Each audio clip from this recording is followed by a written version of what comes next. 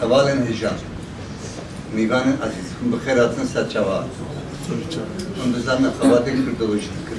Xabatek Kürdoloji, dilok, arbitari, sosyoloji, antropoloji, arkeoloji, serbi avay. Çan hüner derdi var. İro, Ahaftan, Ayşegül, Ahaftan etkerlikte. Evcikli Roktan. Evet, Türkiye bağıfı, Jibo ve Ezici Türkiye bağıfı. Hoş geldiniz tekrar, değerli arkadaşlar. Ben önce Ayşe Hür ile ilgili kısa bir tanıtım okumak istedim size. Ayşe Hür, 1956 yılında Artvin'de Balkan göçmeni öğretmen bir anne ve babanın çocuğu olarak dünyaya gelen Ayşe Hür'ün çocukluğu ve gençliği Türkiye'nin ve Kürdistan'ın farklı coğrafyalarına dağılmış şehirlerde Urfa, Nazilli, Edirne'de geçti.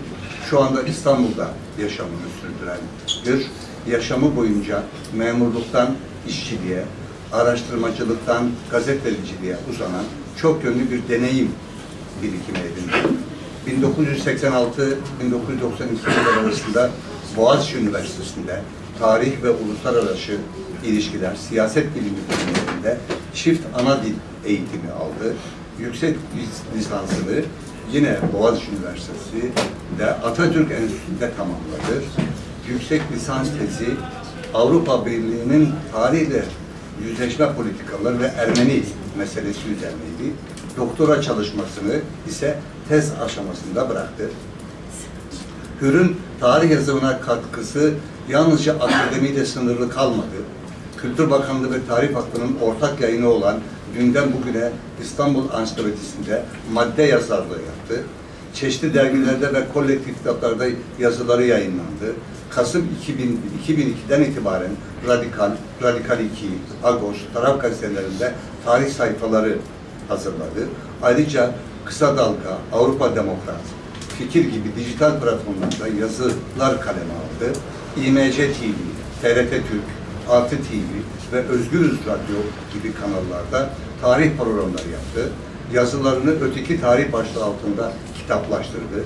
Bu diziden 5 kitap Profil Yayıncılık'tan, 9 kitap ise Literatür Yayıncılık tarafından yayınlandı. Edward Said entelektüel kavramını şöyle tanımlar.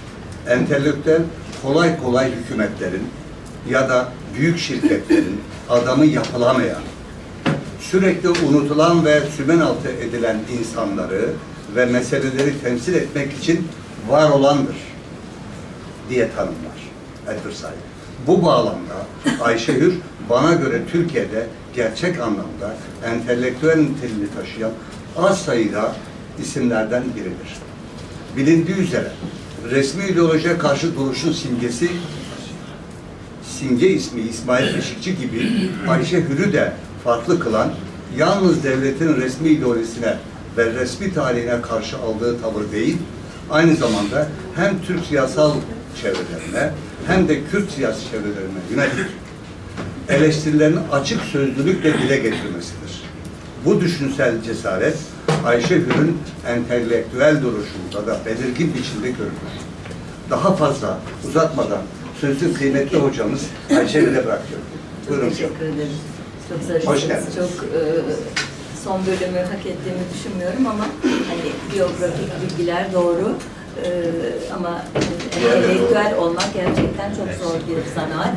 Bu yüksek sesle mi konuşmam lazım değil mi? Mikrofon yok artık. Çalışmıyor herhalde. Ses duyuluyor değil mi? Duyuluyor mu? Daha da bağırırım da hani öndekileri rahatsız ederim bu sefer diye düşündüm. Hele İsmail Beşikçi hocamla aynı cümle içerisinde zikredilmek benim için bir onur ama haddimi aşan bir onur olur bunu kabullenirsem. Kendisinin ödediği bedeller, onun duruşu bize de zaten ilham veren, ışık tutan bir duruş. Ben onun çırağı dahi olamam o açıdan. Ancak elbette gerek Türk resmi tarihine yönelik, gerekse sol resmi tarihine ve Kürt resmi tarihine yönelik sözler etmeye cesaret ya da hadsizlik ettiğimi söylüyor bazıları. ben cesaret olarak niteliyorum ama elbette hadsizlik boyutu da vardır bazı bakış açılarına göre. Nihayetinde her kültür öbeği kendi tarihsel doğrusunu, kendi siyasal anlatısını benim tanımadığım başka birçok girdi ile tarif ediyor ve benim onlara vakıf olmam, onlarla aynı pencereden bakmam hakikaten zor olabiliyor. Bunun için de tarih bilgisi ile sınırlı tutmaya çalışıyorum genel olarak paylaşımlarımı. Zaten öyle diyorlar. Hocam siz tarih yazın eyvallah ama siyasi yorum yapmayın. Beceremiyorsunuz onu diyorlar. O beceremiyorsunuz dedikleri noktalarda muhtemelen bir nasıra basıyorum. Bir rahatsızlık veren bir yorum yapıyorum. Ben de gülüyorum ama şunu da biliyorum ki tarih hiçbir zaman tam tarih değildir. Hep bugünden bakılarak okunan bir geçmiştir. Yani geçmişi hep biz bugünün merceğinden bakarak okuruz. Çok zordur bu merceği terk edip gerçekten tarihin o dönemine ışınlanarak o dönemin gerçeği, realitesi, aktörleri, kültürü ki kültür tanımının içerisine çıkarttığım şeyleri tahmin edebiliyorsunuzdur. O perspektiften bakmak, sanki suda balıkmış gibi denizi tarif etmek çok kolay değil ki balık da denizi zaten tarif edemez. Oşinograflar daha iyi tarif ederler denizi. Şu kadar bileşimi, şu canlılar şurada yaşar, dalgaları şuradadır. Bu açıdan dışarıdan bakmanın avantajları da vardır. Bunu da hatırlatarak konumuza geçiyorum. Beni davet ettiklerinde sanıyorum Şikari'nin Karamanname adlı ilginç eserinden dikkatimi çeken bazı terimleri sosyal medyada paylaşmam dolayısıyla oldu. Ki benim için çok geç bir farkına varıştı. Şikari'nin Karamannamesini biliyordum, ona atıfları da okuyordum ama hiç Kürdistan, Kürt beyleri gibi terminolojisine rastlamamıştım. Ta ki Metin Sözen ve Necdet Sakaoğlu'nun Konya Belediyesi için yaptıkları bir çeviri eseri Turuz diye bir internet sitesinde PDF nüshasını görünceye kadar. Kitap çok pahalı bir kitap. Kalın bir anı kitabı olarak hazırlanmış. Şu anda 6.000 liraya falan satılıyor. Yani bizim gibi böyle fakir fukara tarihçilerin hadi gidip satın alacağı ve oradan yararlanacağı bir eser değil.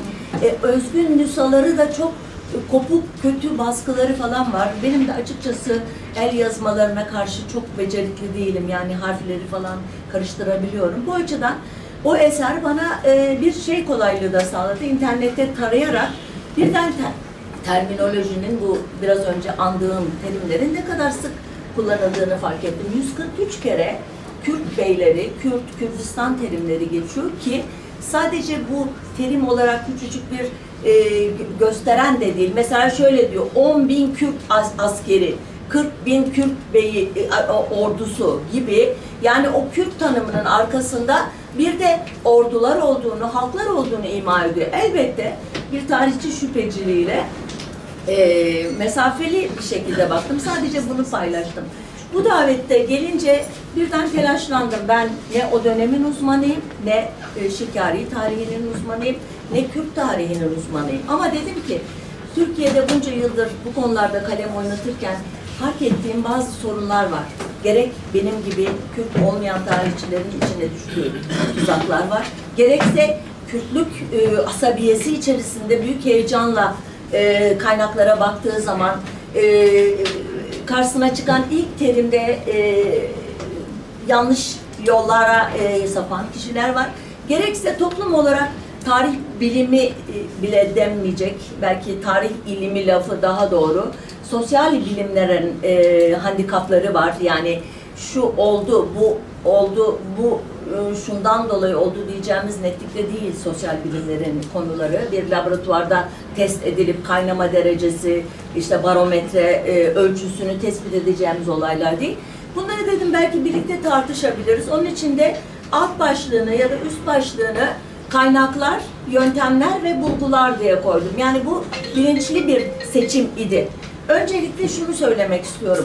Ben özgüveni çok yüksek görünen ama mesleğim, alanım konusunda özgüveni hemen aşağılara inen bir insanımdır. Neden? Çünkü tarihe baktığımda son derece kısıtlı kaynaklarla belli dönemlere ait bilgilerin derlendiğini görüyorum.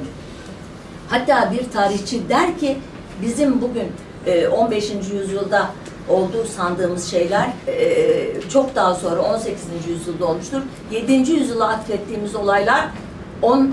yüzyılda olmuştur. Tarihte çok ciddi bir kayma vardır belgeler açısından der.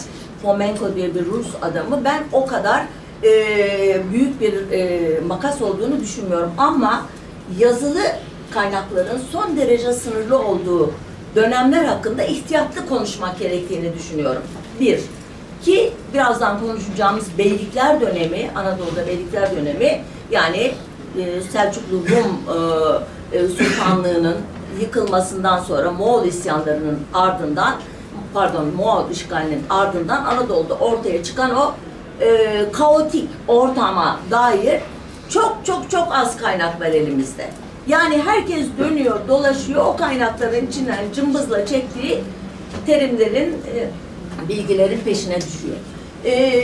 Birkaç isim sayarak hatırlatacağım sadece kaynakları size. Moğollardan öncesine ait Edessalı ya da Urfalı Mateos adlı bir Ermeni tarihçimiz var, keşişimiz var. İbnül Esir adlı bir Arap tarihçimiz var. Ne kadar tarihçi denirsek Selahattin Eyyubi ile görüştüğünü falan iddia eden ve onun dönemine ait bilgileri aktardığını düşündüğümüz. İmadettin Muhammed el-İsfihani adlı bir İsfihanlı, artık Arap mı, Fars mı çok emin olamayacağımız ama İran'da doğmuş, Arapça yazan bir kaynağımız var. 1201'de ölmüş, yani en geçi bu Moğollar öncesi dönemini. Beylikler dönemine dair bilgilerimizi bize veren yine çok sınırlı kaynağımız var. Bir Bizanslı tarihçimiz var, Fahmi Merez adlı, İznik'te doğmuş ama İstanbul'da büyümüş, böyle saygın bir Konstantinopolisli, İstanbul sözü de bakın sürçülisan, o dönemde İstanbul diye bir şey yok. Konstantinopolis'te yaşamış, eğitimini almış bir kişi. Bu kişi bize o Beylikler dönemine dair Arap ya da işte İran kaynaklarında olmayan çok değişik özgün bilgiler veriyor. Çok değişik kişilerden bahsediyor. Mesela Osmanlı Devleti'nin kuruluş tarihi diye eskiden 1299'u bilirdik. Sonradan bunu Halil İnancık 1302'ye Bafeus Savaşı'na çekti. Bunu zikreden bir kaynak, örneğin Fahri Merez. Bulgarlardan, Kumanlardan, Tatarlardan, Kürtlerden, ki Kürt demiyor, Germiyan diye biraz sonra biraz derinleşeceğimiz bir konu var. Onlardan söz ediyor. Menteşe Beyliği, yine birazdan Kürt Beyliği mi değil mi tartışmasında değineceğim kişi. Bu önemli bir aktör. Kerimüddin Aksarayi adlı yine İlhanlılar döneminde yaşamış. Anadolu'da 2. Gıyasettin Keyhüsrev'e kadarki olayları anlatan bir başka kaynağımız var. O da 1323'te yazmış ki Osmanlı'ya çok yakın artık, yani daha öncesini çok kulaktan dolma aktarıyor. Bence önemli sayılabilecek Ahmet Eflaki adlı bir kaynağımız var. Eflaki gözlemci demek, Arifi diye de bir mahnası var. O da Mevlana Celaleddin'in oğlu Ulu Arif Bey'le olan onunla ilişkisinden geliyor. Ebul Faraç adlı bir Süryani kaynağımız var. Bu kişi Barhabreus diye biliniyor Süryani kaynaklarında. Bu da 13. yüzyıl Anadolu'suna dair, özellikle ondan öncesine dair Malazgirt Safari Vesaire onların içeren bilgiler veren bir kaynak. Saint Quentin'li Simon adlı bir tane Dominikan rahibimiz var. Birinci el hatıraları günümüze ulaşmamış ama ondan yapılmış atıklar içeren kitaplar Batı literatüründe o dönem Anadolu'sunu anlamak için kullanılıyor. İbn Batuta'mız var. Biliyorsunuz İbn Batuta önemli bir Faslı seyyah, Tanca'dan yola çıkıyor. Afrika, Bizans o dönemde henüz, ama Osmanlı Beyliği de Bursa dolaylarında var. Onları görüyor. Oradan ta Hindi-Çinli'ye kadar giden ilginç gözlemleri olan, hem o dönemki İslamlaşan Türk topluluklarını anlatan, hem Anadolu'daki çeşitli grupları, Karamanlılar, Kürtler gibi, Ezidiler gibi onları gözlemleyen bir kaynak. ve İbn Bibi adlı bir başka kaynağımız da ne zaman öldü çok belli değil ama ikinci Gıyasettin Mesud döneminde yaşadığından kalkarak bunun 1296'dan sonra bir yerde öldüğü düşünülüyor. Bunun eseri yıllarca özeti kullanılmış tarihçiler tarafından ama 2019 yılından beri bildiğim kadarıyla ana metin artık translitere edildi ve yayınlandığı için tarihçiler bilgilerini ona göre düzenlemeye başladılar. Şimdi böyle bir isim listesi saydım size. Diyeceksiniz ne iyi ne güzel ya ne kadar çok kaynak varmış. İnanın okursanız bu kişi bir masal mı anlatıyor, bir rivayet mi anlatıyor, destan mı anlatıyor, duyduğunu mu anlatıyor, söyleneni mi anlatıyor? Bunu çıkaramazsınız. Bir kısmı edebi dille yazmış, nazım usulüyle yazmış, şiir gibi, işte alegoriler, şunlar bunlar. Bunları ayıklayıp geriye kalan küçücük bir tarih bilgisinden ciltler dolusu kitap yazıyoruz artık biz. Aynı şey Aristo için de derler. Adam şu kadar bir risale yazdı. Aristo adam üzerine yazılmış kitaplar kütüphaneler dolduruyor yani. Yok bunu demek istedi, şunu demek istedi, şuradan şunu. Hayır, adamın kitabını okuduğunuz zaman daha net anlıyorsunuz ne demek istediğini. Öyle diyeyim size. Şimdi burada bunu söylerken de küçümsemek için de söylemiyorum. Çünkü karşı tarihte bunlara dayanarak yazılıyor. Onlar da böyle küçük bir havuzun içinden uydurarak, şişirerek, köpürterek anlatıyorlar. Aksine o resmi tarih dediğimiz şey bu köpürtme, imalat işini endüstrileştirmiş adeta. Bunun üzerine okul kitapları yazmış, akademik metinler oluşturmuş, akademik unvan alacaklara bunları dayatmış. İnanın girin Ulusal Tez Merkezi'ne ve orada üretilmiş bu konulardaki metinleri okuyun. Hepsi birbirinin kopyası. Hepsi birbirinden alıntılamış. Dipnotlarına kadar aynı. Bir doktor bilmem ne onlara jüri onay veriyor. Bu kişi üniversiteye gidiyor. Öğrenciler yetiştiriyor. Aynı bilgi havuzundaki o küçük bilgilerle ve size bir küçücük şey pire deve olarak karşımıza çıkıyor ve bunun adı milli tarih oluyor ve her şey Türk olarak tarif ediliyor. Şimdi diyeceksiniz ki her şey Türk müydü, Kürt müydü yoksa? Hayır, karışık mıydı? Yani Ermeniler neredeydi, Süryaniler neredeydi, Gürcüler neredeydi, Lazlar, Çetniler değil mi? Tarihte bunların da adını görüyoruz. Benim algıladığım kadarıyla ki yanılabilirim, biraz sonra zaten tartışacağız. Siz diyeceksiniz ki, hayır Ayşegül ben şundan okuduğum kadarıyla şöyle bir bilgiye hakimim ve sen burada yanılıyorsun diyeceksiniz. Ben de kendi bilgilerimi kontrol edeceğim. O dönemde zaten etnik aidiyetlerle tanımlamıyordu ki insanlar kendilerini. Ben Kürdüm, ben Ermeniyim, ben Türk'üm.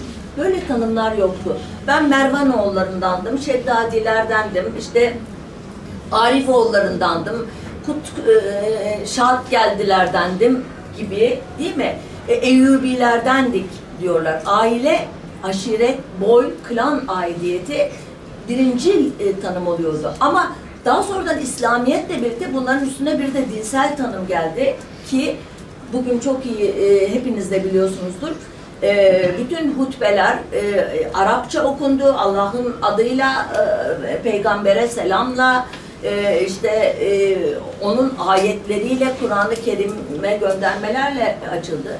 Paralar darp edilirken Arapça darp edildi ki bu egemenliğin çok önemli bir unsurudur. Kısacası bugün geriye baktığımızda Ermenice yazıtta çok az buluyoruz, Süryanice de çok az buluyoruz, Kürtçe de çok az buluyoruz. Hep Arapça kaligrafiyle yazılmış, Arap fikriyatının ürünü olan malzemelerle karşılaşıyoruz. Ki onlar da çok az. Yani İslam tarihini ben somut fiziki kanıtlar üzerinden takip etmeye kalktığımda son derece sınırlı fiziki kanıt buldum. Bir yerde kitabe, bir yerde bir yol taşı, bir yerde bir caminin alınlığı. O kadar az ki. Bu açıdan Anadolu tarihi de böyle. Çok az kitabe var Beylikler döneminden. Çok az yazılı kanıt var. Şimdi bütün bu malzemeyi elden geçirdiğimiz zaman resmi Türk tarihçileri Anadolu'nun Beylikler dönemini bir Türklüğün tohumlar halinde o münbit Anadolu toprağına serpildiği ve küçük küçük her yerde filizlendiği fidanlar oldu ama sonunda bu fidanlardan birinin, değil mi, işte Edebali'nin rüyasında falan da gördüğü gibi bir ağaca dönüşerek Osmanlı Beyliği'nin etrafında toplanan bir imparatorluğa dönüştüğünü iddia ederler. Ki bu tarih anlatısına göre Osmanlı Beyliği de Türk Beyliği'dir. Ki bunu en sona bırakacağım çünkü bizim birinci meselemiz bu değil. Bu dönemde bir sürü küçük bey, birazdan başlıklarını, adlarını saydığımda siz de demin söylediğim şeye bağlayacaksınız. Hani aidiyetini aile, soy, boy, klan üzerinden kurarlardı o dönem dedim ya. Onu ifade eden şu isimleri hızlıca sayıyorum. Çoban oğulları. Burada bir etnik gönderme var mı? Hayır, yok. Karaman oğulları. Hayır. İnanç oğulları. Pervane oğulları. Menteşe oğulları. Karesi Beyliği, Alayiye Beyliği, işte Germiyan Beyliği ki bunlar ilginç şeyler, aklımızda tutalım bunları. Eşref oğulları, Kutluşahlar, işte Kadı Burhanettin Devleti, Saruhanlılar, Hamidoğulları, Alayiye Beyliği, yani Eretna Beyliği, Taceddinoğulları, Dülkadiroğulları, Ramazanoğulları, hiçbirinde bir Türk Beyliği, Kürt Beyliği, Ermeni Beyliği ifadesi yok ki Kafkasya coğrafyasında bu geçirgenlik daha da güçlü. Mesela hanedan Ermeni bey ismi taşıyabiliyor hanedan başı, tavan Kürt veya işte yazısını, hutbesini Arapça okutuyor ama ahali Ermeni. Son derece iç içe geçmiş, melezleşmiş toplumlar var. Ama şunu da biliyoruz ki bugün ortada bir Kürt asabiyesi diye bir şey var. Kürtçe diye bir dil var. Kürt tipi var. Fizyonomisiyle, yemeğiyle, dansıyla, değil mi? Gelenekleriyle farklılaşmış bir grup da var. Ve bu asimile olmadan bugüne kadar gelmiş ki ne tür asimilasyon politikalarına maruz kaldığını hepimiz biliyoruz. Sadece son 100 yıl yeter nelere maruz kaldıklarını anlamak için. Ama bu 12. yüzyılda, 13. yüzyılda kim Kürt, kim Türk konusunda biraz önce saydığım o metinlerde son derece kısıtlı bilgi var bizim elimizde. Yine de neler var, neler çengel atabilir bize düşünmede, bunu anlatmak için birkaç örnek vereceğim. Daha sonradan da Şikari'nin tarihindeki bazı cümleleri okuyacağım ki o gerçekten biraz geç bir kaynak olduğu için bugünün birinci kaynağı değil. Ona tanım yapmadım, onu fark ettiyseniz. Onu sonraya bıraktım. Biraz kafamızda bazı bilgi kırıntıları olsun. Bir kere Selçuklu ordusunda dahi Kürt komutanlar olduğuna dair kaynaklarda atıflar var. Mesela 1040 yılında Gaznelilerle Selçuklular arasında çok önemli bir savaş olur. Dandanakan Savaşı. Orada yenildikten sonra Selçuklular Anadolu'ya doğru gelirler ya, o sırada bu ordunun, yani Selçuklu hanedanının içerisinde Kürt Kakey Veyhi Emiri Faramuz adlı birisi Kürt adıyla kaynaklara geçmiş. Böyle bir önemli bir unsuru Selçuklu ordusunun başındaki 3 büyük güç arasında görüyoruz. Bu önemli bir bilgi. Bu ne demektir? Altta askeri hiyerarşi içerisinde birçok Kürt aktörün olduğunu, ordu içerisinde Kürt unsurların olduğunu gösterir bize. Yoksa niye öyle bir komutanı Kürt nispesini de koruyarak tarihi kaydetsin? Demek ki böyle bir bağlantı var tabanda.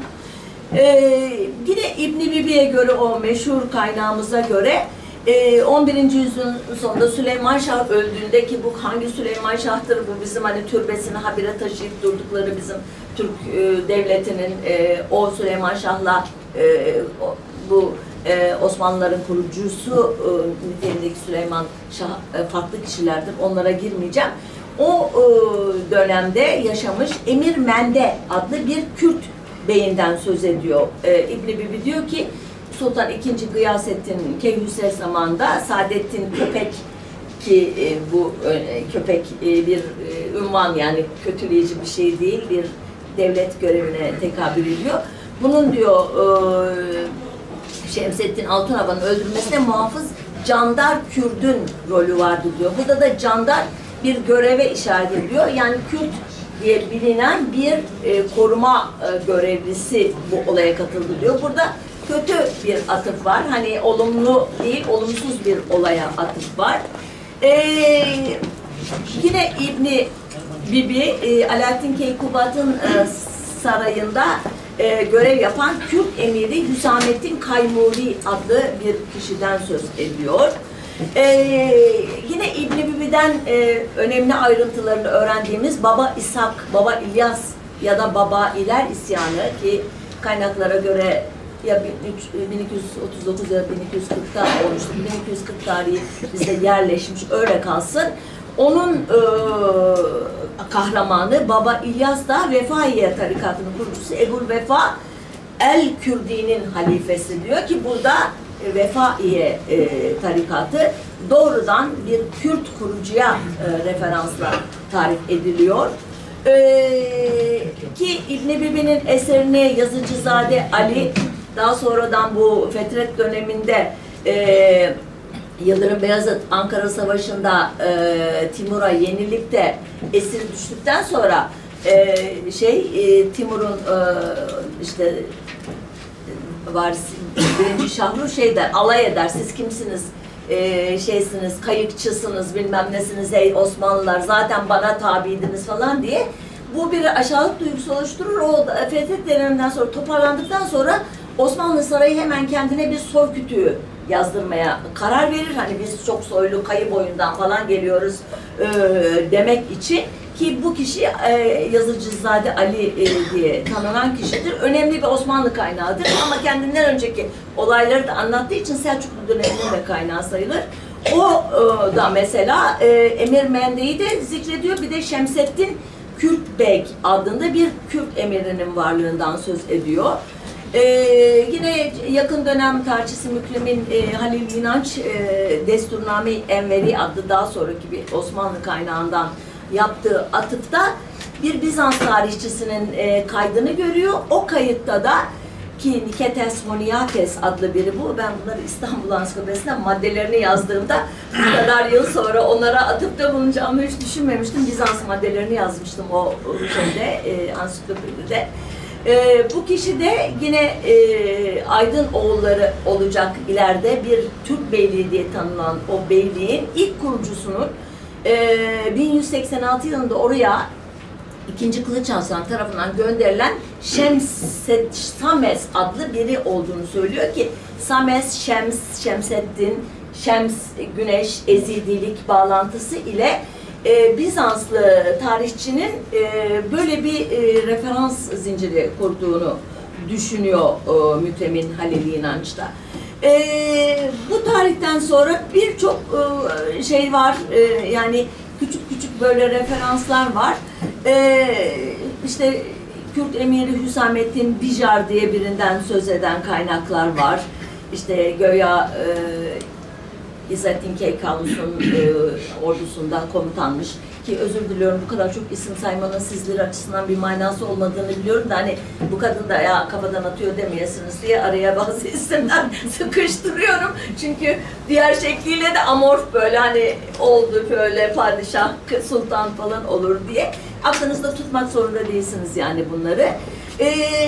Yine Ebul Fereç dediğim Barhabreus, o Süryani kaynak 1278 yılında Türkmenlerden ve Kürtlerden oluşan, bakın bu ayrım önemli, yani Habreus kalkıp da herkese Kürt demiyor, herkese Türkmen de demiyor. Bir ayrım yapıyor. Demek ki öyle bir ayrım bilinci var o tarihte. Bunu anlıyoruz buradan. O diyor ki bu grup diyor geldiler Kiliki'yi yani Adana bölgesini işgal ettiler diyor. Ha böyle bir şey var. Ondan sonra başka kaynaklarda da 1315'e kadar böyle Kürt boylarının o bölgeleri işgal ettiğine dair bilgiler var. Bu ne açıdan önemli? Bugün o bölgelerde yaşayan değil mi çeşitli Kürt grupları belki de o dönemlerde oralara gelen grupların bakiyesi olabilir. Şimdi hala böyle küçük küçük şeylerden söz ediyorum. Malatya'da İlhan Emir Çoban'ın naipliğini yapan bir Cemalettin Hızır varmış. Onun yanında vergi işlerine bakan bir Kürt'ten söz eden, yine Mende ki bu da belki Menteşe oğullarında karşımıza çıkacak bir isim. Bu da bir Kürt ismi. Ve son olarak da genel başlık olarak açacağım. Bir de Lek aşiretleri diye bir şey var ki bundan ilk olarak Şerefname'de Şeref Han değinmiş ki kendisi 1603 ölüm tarihi, yani 17. yüzyılın başında tarifi yapılmış ama bunlara dair eski kaynaklarda da Lek aşiretleri diye, Lekistan diye bazı bölgelere atıflar var. Bu Lekistan aslında Anadolu'da değil. Bu Hemedan, İran falan o bölgelerde ama onların bakiyeleri sanıyorum o Moğolların önünden, sonra Harzem Şahlarla birlikte yine Moğolların önünden gelen, onların önüne katılarak Anadolu'ya doğru itilmiş gruplar. Bu gruplarda sanıyorum bugün Haymana Kürtleri falan diye özel olarak bazılarının çok şaşırdığı, bana da sorar, hocam nereden bu Haymana Kürtlerinin kökeni diye. Vallahi bilmiyorum ama derim, Halil İbrahim Uçak adlı bir araştırmacı var, kitabı var, onu okuyun derim. Böyle bir genel bir şey var Anadolu'da, yani tekil Kürt beyleri, komutanları ve böyle tam olarak bir beylik ya da devletle ilişkilendiremeyeceğimiz henüz dağınık Kürt aileleri, boyları var. Elbette Türk tarihçilerinin de kendilerine alan bulduğu, Türk diye tarif ettikleri gruplar. Kim bunlar? Benim Abdülkadir Yüceldağ, Kocadağ, Avustralya'da yaşayan bir okurum vardır. Kendisi amatör tarihçi. O der ki, nerede Türk görüyorsan Ayşe Hoca, Moğol koy oraya, sorunu çözersin der bana. Bu kadar basit mi? Olabilir. Ama biraz sonra Şikari'de göreceğimiz üzere Moğol, Türkman, Kürt diye, Ermeni diye ayırdığını görüyoruz. Ki 6. yüzyılın başında kaynağın terminolojiyi. Yine de Anadolu'da bugün Türk diye bilinen kesimlerin Moğol olması ihtimali çok çok yüksek. Zaten Türk tanımının milliyetçi ideolojiyle birlikte oluşturulmuş bir üst kimlik olduğunu, bir şemsiye kavramı olduğunu, bir aidiyeti belli eden, icat edilmiş bir terim olduğunu biliyoruz artık. Bugün hep Orta Asya'daki Türkiye Cumhuriyetlerden söz edilir. Birbirini hiç anlamayan, birbirini ancak Rusça sayesinde anlayan çok geniş bir nüfus alanından bahsediyoruz Türkiye devletler derken. Veya geçenlerde okuduğum Uygurlarla ilgili bir makalede çok ilginç gelen bir bilgi olarak söyleyeyim size. Biliyorsunuz artık genetik araştırmaları diye bir alan var. Bu arkeologlar da kullanıyor, bunu tarihçiler de kullanıyor, sosyologlar da kullanıyor, siyaset bilimciler de kullanıyor. Bu genetik araştırmalarında artık insan toplulukları haplogrup denilen o DNA zincirine göre birbiriyle akrabalıkları açısından ilişkilendiriliyorlar. Öyle garip ilişkiler çıkıyor ki Orta Asya'daki bir grupla Kızılderili bir grup veya işte Avrupa'daki bir Kelt grubuyla Orta Anadolu'daki Haymana bölgesindeki bir grubun aynı genetik kodu paylaştığı anlaşılabiliyor. Şimdi bu bize neyi anlatıyor? Eskilerin ırk diye tarif ettiği o kaba terminolojinin yerini bir genetik diye bir bilim alıyor. Ama bu neyi çözüyor? Bir şeyi çözmüyor bence. Çünkü örneğin küçücük bir Sincan bölgesindeki Uygur grubu, şu anda adını unuttum, makalenin ana fikrini size aktaracağım. Dil öbeği açısından Çinlilere yakınken genetik nitelikleri açısından Rusya'daki bazı veya Tatar gruplarına daha yakınlar. Ya da tam tersi, dil açısından son derece Türkiye diye tarif edilen bir dil öbeğinde konuşurken genomları açısından, haplogrupları açısından tamamen Çinli gruplarla özdeşleşmiş durumdalar. Bu ana fikrini anlamışsınızdır. Yani insanlar sadece genetik kodlarından oluşmuyor. Aynı zamanda içinde yetiştiği, kültürden edindiği şeyler var ve bunların en önemli görünür unsuru da elbette dil. Değil mi? Dille ilgili bazı kriterler bizi birden Türk toplumundan koparıp Kürt toplumuna ait kılabiliyor. Ya da bambaşka bir şekilde veya İngiliz kendini örneğin Amerikalı hissediyor da bir Avustralyalı kendini ne bileyim Commonwealth ülkesi üyesi hissetmiyor da aborjinlerle yakın hissediyor. Çünkü onun içinde geliştiği kültürün ona aktardığı başka şeyler var. Şimdi bu bilgileri de aklımızda tutarsak bu dönemde insanlar kendilerini nasıl tanımlıyorlardı? Bunu bilebilir miyiz sizce? Bence bilemeyiz. Çok çok zor. Buna dair yazılı belge de hele elimizde çok yoksa ki maalesef yok. 12. 13. yüzyıllara ait. Mesela biraz sonra konuşacağız. Koca bir Germiyan beyliği var ki Kürtlüğü konusunda çok güçlü referanslar var. Onlardan kalmış Osmanlı'ya bir belge yok, bir bilgi yok. Sadece Evliya Çelebi işte saray 360 sarayları vardı, şu kadar güzeldi veya Halil İnalcık dolaylı şeylerden kalkarak işte Osmanlı'nın kültür şeyinde dünyasında çok önemlidir. Germiyan beyliğinin üyeleri falan der. Bu kadar genel şeyler. 3 tane de yazıtları var. Bir bilmem ne camiinde, bilmem ne şeyinde. Yani buradan kalkarak ya bunlar nasıl düşünüyorlardı, nasıl okuyorlardı, nasıl bakıyorlardı hayata, kendilerini nasıl tanımlıyorlardı? Buna dair kolayca bir yargıda bulunamıyoruz. Şimdi gelelim, habire gelmeyen, bak burada bir Kürtlük şeyi güçlü diyorum. Siz de diyeceksiniz ki ya kadın o kadar Türk tarihçiliğinden etkilenmiş ki bir saattir gelemedi Germiyan Beyliği'ne. Lafı dolandırıp duruyor, o döneme ait anlayamayız bile. Hayır arkadaşlar, aynı şeyi Türklük içinde söylediğimi hatırlayın. Aynı şeyi Ermenilik, Süryanlik içinde söylediğim ama aynı zamanda hepsi de bunlar. Yani müziklerinde belki ortaklar, şeylerinde, hutbelerinde ortaklar, belki saz meclislerinde ortaklar, danslarında, yemeklerinde, alışveriş içindeler ama yine de bilinç altında o kültürler neyin kendilerine daha çok ait olduğunu biliyorlardı elbette. Devletler ise siyasi yapılar değil mi? O siyasi yapıların içerisinde aktörler var, yönetici aktörler, bürokrasisi var, onların ilmiyesi var, kalemiyesi var.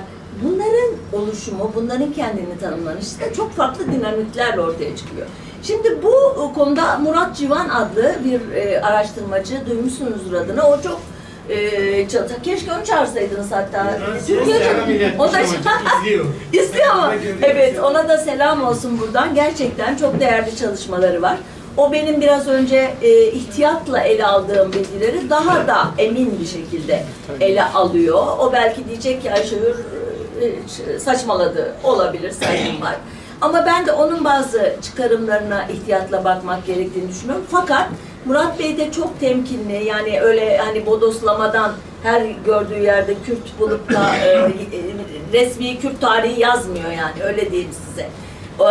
Bu tehlikeyi hep aklımızda tutalım. Yani resmi Türk tarihçiliğini eleştirelim derken resmi Kürt tarihçiliği yazmayalım, değil mi? Türk tarih tezi, Kürt tarih teziyle giderilemez yani. Bizim hep aklımızda şu olmalı.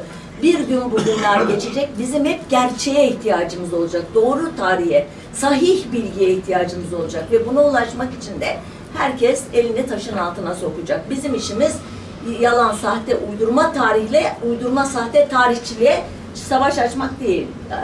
Ki onu zaten başaramayız yani. Çok güçlü karşı cephe sahtecilikte ve şeyde. Şimdi Murat Bey'in bu Germiyanlarla ilgili yazısı bence çok güzel, çok önemli kaynaklara referans vererek bir ne diyeyim size arkeolog titizliğiyle araştırmış, etmiş.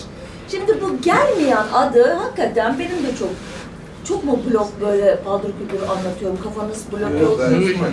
Yani siz beni böyle yapın arada. Tamam. Bu Germiyan adı hakikaten benim de ilgimi çekerdi. Bir kere Germiyan Bey, yani Germiyan oğulları değil. Germiyanlar, Germiyan. Sıcak. Öyle diyor, öyle diyor. Yani Kürtçe'de sıcak, bu etimoloji üzerinde duran çok kişi kaynak var. Bu doğru mu yanlış mı? Doğrusu açıkçası benim kafam net değil ama bir de Zozan ya da Zuzani diye soğuğa ilişkin bir terimle birlikte kaynaklarda bir kavram çıktı olarak, yani soğuk, kış, soğuk ve sıcak, yaylak ve kışlak gibi belki. Ama şimdi biz 800 yıl sonraki bilgimizle konuşuyoruz. Yani o dönemde de öyle mi deniyordu onu bilmiyoruz. Ama velev ki bu doğru. Bence de mantıklı bir açıklama gibi görünüyor. Yani Germiyan bir yere ait bir tanım olarak bir bölgeden Anadolu'ya nasıl taşınmış bu isim? Gerçekten bunun hikayesini keşke kuş olup uçsak, zaman tünelinde ilerlesek, adım adım takip etsek diyorum. Fakat dediğim gibi Murat Civan bu konuda bayağı yol kat etmiş. Onun bilgilerinden ve onun referans verdiği kaynaklardan yaptığım özete göre ki Claude Cahen diye o dönemin çok önemli bir araştırmacısı 1940 yılında sanıyorum doktor oluyor ama 1951 yılında Anadolu'nun Türk Beylikleri adlı bir kitap yazıyor. Adından da belli Türk. Adam Anadolu'ya bakınca Türk görmüş o dönem ama bir tane kitabın arkasına 6 sayfalık bir zehir koymuş. O da Germiyanlarla ilgili. Hani bunlar Kürt olabilirler mi? Bu Germiyan adı Kürtçe falan filan diye. Fakat ilerletmemiş orada düşüncesini. Bunu ama Türk tarihçileri hemen şey yapmışlar. Mustafa Çetin Vural diye biri hop demiş, aman burada bir Kürtlük bulacak galiba bu adam. Hemen oradan fren koymuş. Biraz geç de olsa 1970 yılında bir tane Germiyan tarihi yazmış. Türk yapmış yani bütün unsurlarıyla ve o hegemonyasını kurmuş aslında tarih anlatısında Germiyanlar açısından. Ki daha sonradan bu İbn-i Bibi'nin hani demiştim ya özetinden yararlanarak anlatılmıştı. Ama yakın tarihte bütünü yayınlanınca tarihçiler yeniden bilgilerini tazelediler. Onları okuyunca biraz daha Kürtlük terminolojisine daha aşina olunca bilim insanlarına da daha bir cesaret gelmiş ve hakikaten bu Germiyan meselesinin Anadolu'da bir Kürt beyliğinin, Kürtlerin egemen olduğu, öyle diyeyim size, bir beyliğin işareti olabileceği kanaati güçlenmiş. Ki bu konuda İbn Battuta da Germiyanları biraz böyle eleştirmek için söylediği düşünülen bir cümleyle tarif ediyor. Diyor ki bunlar 2. Emevi halifesi Yezid-i Muaviye'nin torunları. Ama diyor onlara kendilerinin ne yaptığını unutup ne biçim insanlarsa bunu Yezid'in adıyla hala buralarda var oluyorlar. Şimdi bu Ezidilik hatırlarsanız Yezid ilişkisi ve Ezidilik de tam bir Kürt inancı olarak tarihte konumlanmıştır. Bu açıdan hani İbn Battuta orada Ezidileri mi gördü yoksa Ezidiliği hani bu Sünni söylem içerisinde hakaret anlamına kullandıkları için ki kendisi de bir Sünni olduğu için o anlama mı kullandı tartışması yapılıyor bir dönem. Fakat sonunda pek çok tarihçi bunun gerçekten bir Ezidi inancına işaret ettiğine kanaat getirerek bu Germiyanlarla ilgili ikinci bir kanıt. Yani bir Germiyan terimi, Ezidilik meselesi ve daha sonra bazı kurucuların şeyiyle ilgili, adlandırması ile ilgili başka kanıtlarla bir emin statüye geçiyor. Şimdi bu Germiyanları bir an için bırakacağım. Biraz sonra Şikari'den okuduğum cümlelerle zaten ya da tamam devam edeyim burada. Mesela İbn Bibi kafamızı karıştıran bazı kullanımlarla karşımıza çıkıyor burada. Mesela Germiyan Türkleri de diyor. Bu ne demektir? Germiyan bir yer ismi ise, oradan gelme bir isimse demek ki orada Türkler de yaşıyor diye yorumlayabiliriz. Bu şu demek değil, Germiyanlar Türktür demek değil ama bunu bir Türk tarihçi alıyor diyor ki ha gördünüz mü? Germiyanlara Türk dedi İbn Bibi. Bunu aklımızda. Veya diyor ki Germiyanlılar, Germiyanlı Türkler ve Kürtler. Ekrak-ı Germiyani. Ha burada daha netleşiyoruz. Germiyan denilen yerde Türkler ve Kürtler yaşıyordu İbn Bibi'nin algısına göre. Ancak biraz sonra Alişir diye kurucusu var bu Germiyanların. Ondan söz ederken Alişir oğulları demeye başlıyor Germiyanlılar için. Daha sonra Alişir Germiyanları diyor. Özetin özeti sürekli değişen terminolojilerle o tarihe baktığı zaman kendine uygun bir yazım isteyen herkese malzeme sunuyor. Yani baktığınız amacınız neyse, örneğin siz bana bakarken bana antipati duymak istiyorsanız onun da malzemesini bulursunuz hareketlerimde. Sempati duymak istiyorsanız onun da malzemesini bulursunuz. Bu kaynaklarda böyle. Kürtlük hikayesi yazmak isterseniz onu da bulursunuz. Baştaki bir kelimeyi atarsınız, sonra bir şey eklersiniz. Yok şunu dedi dersiniz. Hayır, Türklük hikayesi yazmak istiyorsanız onu da bulursunuz. Fakat Germiyanlar konusunda artık sanıyorum çok da böyle Avrupalı özellikle bilim insanları nezdinde de bir şüphe yok. Şimdi bir başka Kürtlük ipuçlarını bulduğu Murat Çıvan'ın ve onun gibi başka tarihçilerin Menteşe Beyliği ki Muğla Milas merkezli bir beylik bu. Yani ne alaka? Efendime söyleyeyim, Kürtler orada ne yapıyorlardı?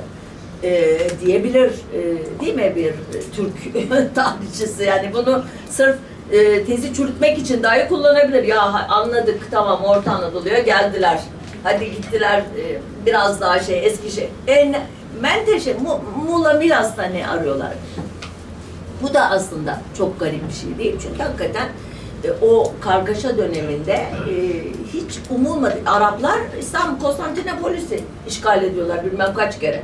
674'te yok, 681'de, 604'te. Habire geliyor Arap orduları, Emevi orduları. Yani onlar gelir de Kürtler niye Menteşe'ye kadar gidemez? Hiçbir açıklaması yok.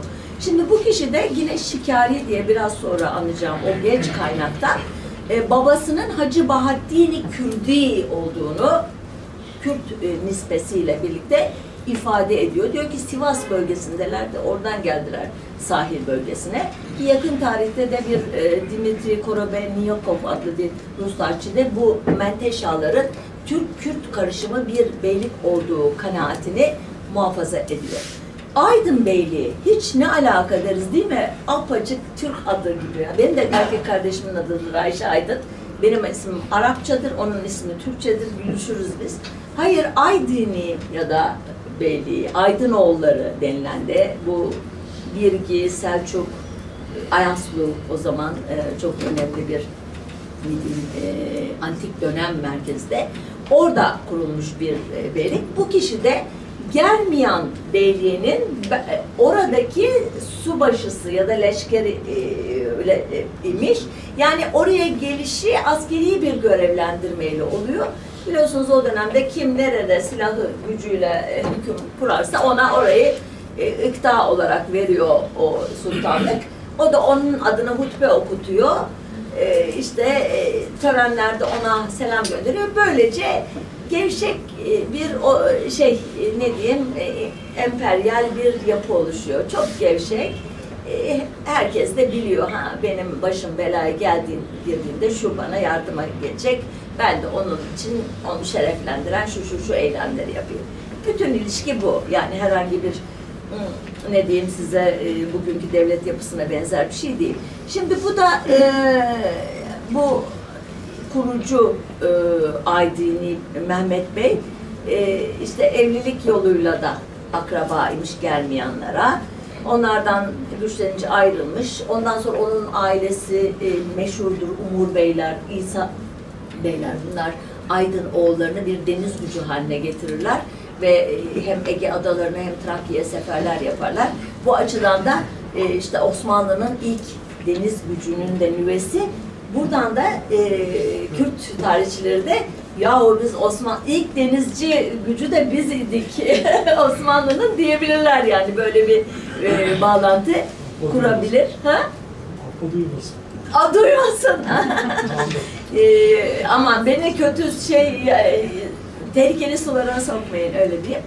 Bir başka şeyde Çobani Beyliği, Kastamonu civarında. Ondan sonra Candariler olmuş, işte adı değişerek gitmiş. Bu da Kastamonu'da bir uç beyi olarak oraya gönderilmiş bir nesebi belirsiz söylediğim Kürt mü Türk mü anlamına. Bazı tarihçiler Türk olduğunu, bazıları Kürt olduğunu söylüyor. Claude Caher ise etnik şeyine dair hiçbir bilgi yok diyor ki Caher ismini aklınızda tutun, çok önemli bir kaynak o döneme ait. Ancak Murat Civan bunun Çobanilerin aslında Kürt Şivenkari aşiretinin devamı olduğunu düşünüyor ve Kürttürler onlar da demeye geliyor. Son olarak da Eşrefoğullarından söz edeyim. O da Beyşehir bölgesinde egemen olmuş bir beylik. Kurucusu Eşrefoğlu Seyfettin Bey. O da bir uç beyi. Buna da Kahen, Claude Kahen, Kürtlerle karışmış olduğunu Eşref oğullarının iddia ediyor. Yani şöyle bu tabloyu özetlersem, Menteşe Beyliği'nin Kürtlüğü konusunda güçlü karineler var. Özür dilerim, Germiyanların, Menteşeler ikinci derecede önemli görünüyor. Sonra Aydınlar, Eşrefoğlu. Kürtler köyler arasında Menteşe olarak geçiyor. Geçiyor, Evet, o da var. olarak, köy içinde. Tamam. Ama bu hani Kürtlüğe işaret değil, beyliğin mirası olarak da görülebilir. Şimdi ama halklar kimdi, neydi? Bu konuda gerçekten bu kaynaklarda herhangi bir şey yazmıyor. Kaç kişiye hükmediyordu bunlar? Nüfus neden oluşuyordu? Halk nece konuşuyordu? Hangi dili konuşuyordu? Bunları bilmiyoruz. Buna dair ara vereceğiz mi? Ben devam edeyim mi? Nasıl? Kurayla bayılan falan yok henüz. Ben böyle başlayınca bitiremiyorum. Tamam, oldu. Şimdi Şikari benim hep adı geçiyor ya, beni de buraya davet etmenize neden olan şahsiyet, kendisine selamlarımı göndereyim. Ne iyi etti de davet etti. Sizlerle yıllar sonra da olsa ilk kez bir araya geldik. İsmail Hocam'la belki 3. kez karşılaşmam, ona borçluyum onu da.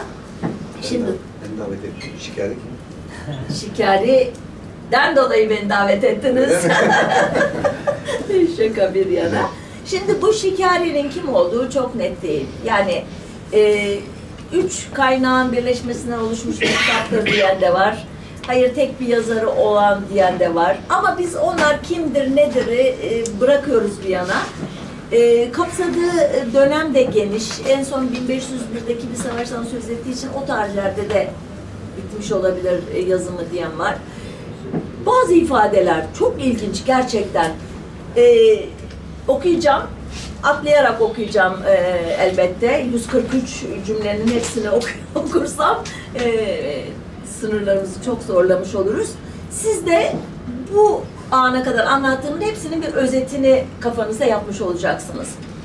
Sivas Begi Hacı Bahattin bunların hareketin duyup Kürt kavmin cem edip, yani toplayıp Eşref derler, Eşrefoğulları, bir ulu beg vardı, ona dedi ki, eydir diyor, ben dedi ki diye okuyacağım onları. Bu Oğuz taifesi, bakın Oğuzlardan söz ediyor. Taifesi İrvan'dan, yani İran'dan gelip bu diyarları yere beraber mülk edinip beraber, dikkatinizi çekerim, asker cem edip bunlar ile tutamayınca diyor, devam ediyor. İstersen bir kat cenk edelim dedi Eşref. Hemen 14.000 Kürt cem edip üstlerine yürüdüler. Bakın bu kadar netlikte bir cümle. Hiçbir tarih kitabında okumadık biz bunları. Hep Türkler, Oğuzlar, Türkmanlar geldi. Burada 14.000 Kürt. Demek ki Anadolu'da Kürdüm diyen bir büyük nüfus var. Ravi dedi ki, anlatan yani, Oğuz ve Türkman kavmi Ermeni ta Cenk'ten gelmişler. Bakın denkleme Ermeni de girdi. Türkmen de girdi. Oğuz'dan ayrı. Demek ki kavramları daha net, daha ince elememiz lazım. Belki de Oğuz'un daha göçebe, daha kırsalda yaşayan kesimine Türkman diyor. Ya da belki Türkman deyince içine bütün kavimlerin köylü, göçebe, daha farklı nitelikteki unsurları giriyor. Onları çok iyi bilmiyoruz. Devam ediyor. Haberindekine turuz, Kürt bekleri sizi kırmaya geldiler dedi. 1000 er ile gittiler, 10.000 er cem edip diye devam ediyor. Şimdi bu hikaye anlattığı Karaman oğulları ki Türk şeyi işte divanda 1277'de kaç 16 Mayıs'ındır bir ferman çıkarıp bundan böyle çarşıda, pazarda, divanda Türkçe konuşulacaktır diye ferman çıkardığı iddia edilen unutmayalım, tarihler tutmuyor. O sırada o kişi divanda değil, Karamanoğlu Mehmet Bey. Bu da bir imalat. Ki etse dahi çok kısa bir dönem geçerli olmuş bir ferman bu. Onu da geçelim. bir dönem kendi iç meselelerinden bunalıyorlar ve diyorlar ki Kürtleri çağıralım, bizi onlar yönetsin, Kürt beylerini. Ve bu anlatılan olaylar onlarla ilgili. 2 sene Kürtler hükmediyor Karaman Beyliğine. Devam ediyor. İşte içeri girip ne kadar Kürt beyleri haps oldu ise riayet edip Menteşa'yı dahi getirip hilat verip azat eyledi. Bakın Menteşa Kürt beyleriyle birlikte telaffuz edilen bir isim. Devam ediyor. Karaman beylerin cem eyledi. Üstad silahşör Hamit Bey, bu da Hamit oğulları herhalde. Menteşa Bey, Bolkar Bey, Aydın Bey, Oğuz Bey, Turgut Bey, Bayburt Bey, Türkman Bey'i Kır Bey. Bakın buraya bir sıfat koyuyor. Diğerlerine saymıyor. Mirza Bahadır ve İmamettin ve Kosun Bey ve Kürt Begi Hacı Bahattin ve Eşref Bey, Kayseriye Bey'i Eretna, ki bu da Türk mü ne olduğu adı, yani etimolojisi çok garip bir şey, onu araştırmadım, eksiğim, bilen varsa söylesin. Ve cümle 50.000 cem edip Hamit Bey'in kavmiyle davası var imiş diye hikaye devam ediyor. İşte bu da ilginç. Türkman ve Moğol ve Kürt beyleri muratları Silifke kafirleri çok Müslüman kat eylemişler. Bu sefer denklemene girdi, Moğol ismi girdi. Türkman, Kürt ve kafirler. Silifke kafirleri. Evet, Silifke kafirleri. Çünkü o ne? Muhtemelen yok, Ermeni değilsem Karamanlılar, bu Ortodoks Karamanlılar. Bu Evliya Çelebi'de, işte İbn Batuta'da falan geçiyor. Orada Türkçe konuşuyorlar ama ayinlerini Ortodoks ritüellerine göre yapıyorlar. Biliyorsunuz bunlar mübadeleyle birlikte siz gavursunuz diye gönderilmiştir.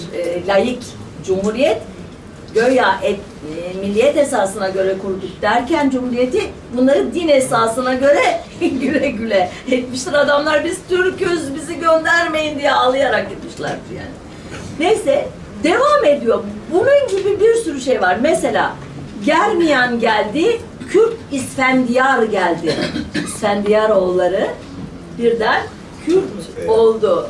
Halbuki biz ne biliriz? Ya Karadeniz'de gül gibi, değil mi? En fazla Laz olur, Çepni olur, bilmem ne olur. Ne alaka yani şimdi Kürt geldi. Ez incanip Karaman'a haber oldu ki sultandan içi geldi.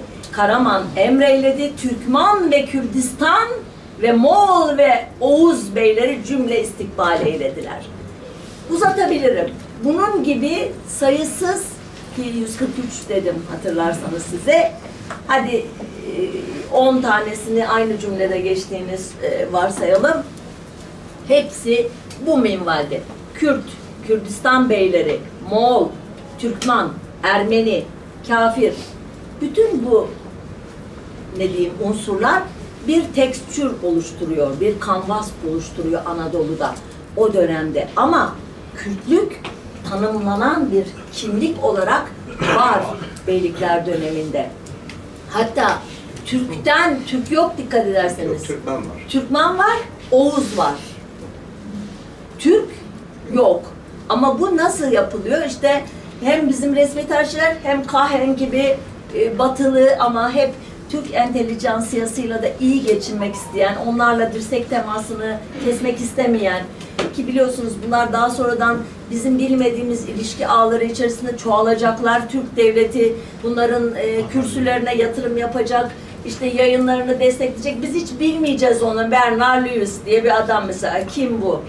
İşte Heath Lowry, kim bu kişi? Birden Osmanlı merakı. Sonradan anlıyoruz ki işte onun görev yaptığı kürsüyü Türkiye Cumhuriyeti Devleti fonluyor. Şimdi bunlar hep bir simbiyosis ilişki oluşturuyor. Artık hep sözünü kurarken, değil mi, dikkat ediyorsun. Kürt demiyorsun yani, değil mi? Kötü kaka cümleler kurmuyorsun yani öyle. Ve sen hep sonunda kendin de inanmaya başlıyorsun zaten anlatına. Ya diyorsun bu sosyolojik bir tanımdı. Aslında mesela şöyle bir açıklama da yapabilirdim ben. Mevlana Çelebi, Mevlana Celaleddin Rumi ile ilgili bir dönemde güzelliği anlatırken Türk yüzü diyor. Senin Türk yüzüne kurban olayım gibi. Ama çirkinliği anlatırken Hint diyor. Mesela Hint ne, Türk ne? Güzel, çirkin, esmer, beyaz. Şimdi anlatabiliyor muyum? Sosyolojik anlamda kavramların nereden çıktığı, etimolojisini kestirmek çok kolay değil. Hollanda'da yaşayan değerli bir Kürt işte araştırmacısı var, Gürdal Aksoy. O mesela diyor ki Kürtlük ve Türklük terimlerini diyor sosyolojik açıdan tekrar şeye tabi tutmamız lazım. Belgelerde geçtiği yerlerden kalkarak bu neyi anlatıyordu? Ovada, dağda yaşamayı, göçebelik, şehirlilik tanımlarını mı? Hani bunu ben desem der ki biri, ya Ayşe Yıldız Türk resmi söyleminden çok etkilenmiş. Onun için böyle her kavramı hani şüphe yaratıyor onlar üzerine. Onu bir Kürt arkadaş söylüyor. Onun için paylaşma cesareti gösterdim. Sonuç olarak şimdi bu ilişkiler, beylikler, madem bunlar Kürt, ne oldular sonradan peki? Menteşe Beyliği ne oldu? Germiyanlar ne oldu? Ne yaptılar onlar? Onlar Osmanlı'ya taşıdılar mı bu ne diyelim kültürel şeylerini, varoluşlarını? Hayır, taşımadıklarını görüyoruz değil mi? Çok belirgin bir iz yok. Germiyanlardan işte biraz önce dedim Evliya Çelebi veya Çağdaş Tarihçi'de Halil İnalcık olumlu referanslarla söz ediyor. Bunlar diyor çok köklü bir bilim, işte ilim mirası aktardılar şeye. Hatta işte Osman Gazi Germiyanlardan öğrendi. Vergi usulü, defter tutmayı vesaire diyenler var. Ama Menteşalardan, Eşrefoğullarından, onlardan büyük bir aktarım yok. Örneği biliyoruz işte nedir? Şeyh Bedrettin İsyanı döneminde işte Şeyh Bedrettin İskendiyar Bey'e sığınmayı düşünüyor vesaire. Hani öyle yakınlıklar vesaireler var ama bunlar bir miras oluşturmuyor. Bu Kürt şeyinin, asabiyesinin enteresan bir özelliği. Uzlaşıyor, yapıyor, hakim unsurla bir şekilde uzlaşma yolu arıyor. Osmanlı Beyliği güçlenip de hegemonyasını kurmaya başladığında onunla uzlaşmaya başlıyor. İşte Edebali, Şeyh Edebali, onun da mesela Kürt nispesi olduğu söyleniyor. Kırşehirli tam adı falan, uzantıs adıyla. Veyahut da işte vefailikle ilişkisi var, bacanaklar neydi? Ebul Vefa. Ha? Ebul Vefa mı? Ebul Vefa ile falan yani böyle akrabalık ilişkileri de var ama Edebali Kürt kimliğiyle var olmuyor Osmanlı'nın kuruluşunda. Ya da var olsa bile o belgeler kalmamış bize. Onlar bir şekilde yok olmuş gitmiş. Yazan bir toplum da değil zaten. Yani de yok böyle yazılı bıraktı. Osmanlı... Molla Gorani var mesela. Molla Gorani var. Doğru söylüyorsunuz. Daha sonra Ebu Suud için denir ama Ebu Suud'u ister misiniz arkadaşlar? Hani Ebu Suud Kürt olsun diyen var mı yani? Çok mu merak Hakan Fidan gibi. yani hani takaslar var ya şunu verdik, bunu aldık, Sırrı'yı aldık. Kimi vermiştik? Metin Metin Erir. Verdik hikayesi. Şimdi köken merakının da çok şeyi yok aslında. Niye insanlar kökenle bu kadar ilgileniyorlar veya o mirasla ilgileniyor? Sanki bugünkü hak talepleri için böyle bir köken, soyluluk, derinlik gerekiyormuş gibi. Hayır. İsterse kaya kovuğundan çıkmış olsun insan denilen şey. Bugün haklara sahip insan olmaktan dolayı veya bir toplum olmaktan dolayı haklara sahip, bireysel ya da toplumsal, kolektif haklara. Bunun herhangi bir kimlikle, etnik, dini, bilmem ne aidiyetle ilişkisi yok. Bence önemli problemlerimizden biri de bu. Sanki tarihin derinliklerinde kök ağacımızı oluşturur bulursak, oradan da günümüze kesintisiz bir hikaye kurarsak ve biz o ağacın parçası olduğumuzu ispatlarsak, sanki bu topraklarda, bu ülkede hak sahibi olabiliriz. Sanki o zaman biz kolektif haklarımızı talep edebiliriz gibi. Hayır, bence belki de ben çok köksüz bir insan olduğum için bu tarih tezine daha yakınım. Benim ne soyum, ne sopum, ne etnik herhangi bir aileden asalet falan da yok. Bir kere bir toplantıda biraz komik olsun diye söyleyeyim. Belki İsmail Hocam da oradaydı. Cengiz Çandar birini tanıştırırken Ferda'nın soyadı neydi? Çet. Hayır. Ferda Çetin. Cemiloğlu'nu Cemiloğullarını tanıştırırken aynı masada oturuyoruz. Başladı işte şöyle asil, şöyle soy, şöyle büyük aile, şöyle falan. Neyse o konuştu. Sonra bana geldi, söyleyecek ne asalet. Ben de dedim ki Bulgaristan'ın Vidin kazasından Türkiye'ye 1917'de göçmüş Saraç Salih'in torunu. O kadar yani, hiç başka bir niteliği yok açıkçası. Ve kendi aile hikayeme de hiç ilgi duymamışımdır. Ben kimim? Bulgar mı, Pomak mı bizimkiler, Müslüman neydiler hiç? Bizim ailemizde hiç konuşulmayan konular. Onun için bana hani derler ya, hani bekara boşamak kolaydır diye. Ben pek kulak asmayın o konularda. Eğer bir soy, sop bilmem ne sizin için önemliyse devam edin, araştırın. Ancak bence hiç önemli değil. Ben tarihe sadece merakla bakan bir insanım. Merak ettiğim için tarih okudum. Ama fark ettim ki tarih siyasetin mühimmatı. O mühimmatı kusura bakma da ben sana yedirmem yani, eğer bu gerçeği ifade etmiyorsa, sen bana kurşunlar atıyorsan, yalanla inşa edilmiş bilgilerle saldırıyorsan dedim. Şimdi bu hikayede elbette Murat Civan'ı çağırsaydınız, benim burada dediklerimden %75'ini söylemeden direkt konuya Kürtlük üzerinden girecekti. Ben ise fark ettiniz öyle yapmadım. Bunu kendim açısından doğru olduğunu düşünüyorum. Tarihe belli bir mesafeden, belli bir bilimsel kuşkuyla bakalım. Gerçekleri görmeye çalışalım. Gerçeğe ulaşmak hiçbir zaman kolay değil. Ama bunu aynen Türkçülerin yaptığı gibi bir mühimmat olarak kullanmayalım. Çünkü bunun hiçbir anlamı yok gerçekten. Siz isterseniz hiç kimsenin oğlu olmayan, yetimhanede büyümüş bir Ermeni yetiminin coğrafyasında yetişmiş bir insanı olarak şahane Kürtçe konuşan ve kendini Kürt hisseden bir insan olduğunuzu düşünelim. Siz Kürtçenin okullarda resmi dil olarak okutulmasını talep edebilirsiniz. Bunun sizin kökeninizle, soyunuz, sopunuz, genomunuzla ne alakası var? Hiç yok. Bu hikayeyi burada noktalayacağım. Sizin sorularınızla daha özel alana gireriz. Hayır, bitirebiliriz veya siz bir şeyler söylersiniz. Sonuçta Osmanlı denilen şey de zaten kendine bir Türk devleti dememiş.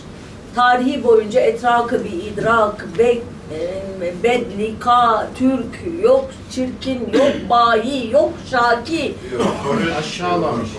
Aşağılamış. Bir hakaret. Aynen, hakaret. O şekilde Aynen, kendini Türk'ten ayırmak için, yani ben bundan değilim, bunlardan değilim demek için paralamış kendini. Evet. Ve bunu avam havas ayrımıyla, saraylı halk ayrımıyla çeşitli şekillerde kurgulamış.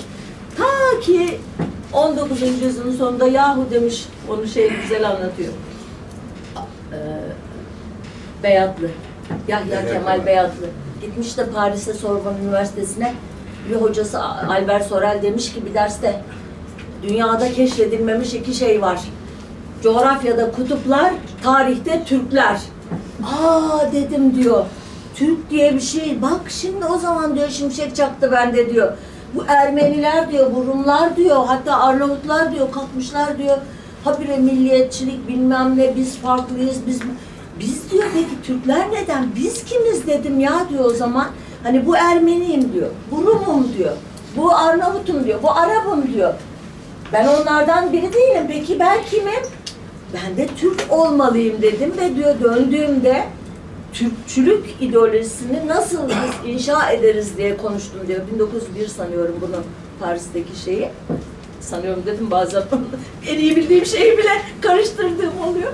Sonuçta düşünüyorum, icat edilmiş kimlik ne kadar geç ortaya çıkıyor ve kendini Ermeniye, Rum'a karşı önce tanımlıyor. Kürt'e karşı tanımlaması daha sonra oluyor. Yani Cumhuriyet döneminde artık Kürt yoktur. Kart kurt yapan, karda bilmem ne falan filan.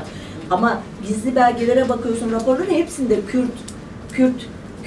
Kürdistan, Kürtçe hepsi geçiyor. Fakat kamusal alanda Kürt yoktur. Bu söylem başlıyor. Şimdi buraya kadarki hikayemizi noktalıyoruz. Bilemiyorum. Şimdi, boşlukları kim dolduracak? Tamam. Soru cevap bölümüne geçeceğiz. Yalnız ben kısa bir şey söylemek istiyorum. Biz Kürdoloji çalışıyoruz. Resmi ideoloji işte Kürt yoktur, Kürtler Türktür, Türk olmaktan mutludur diye 100 yıldır asimilasyon politikası yürütüyorlar. Biz de ona karşı tabii o resmi görüşü çürütmek için Beşikçi bunun bütün tezlerini çürüttü. O Türk Tarih Tezi kitabında, Güneş Teorisi kitabında, Mecburi İsyan kitabında, ve Cumhuriyet Halk Fıkrası eserlerinde bu resmi görüşün bütün tezlerini çürüttü.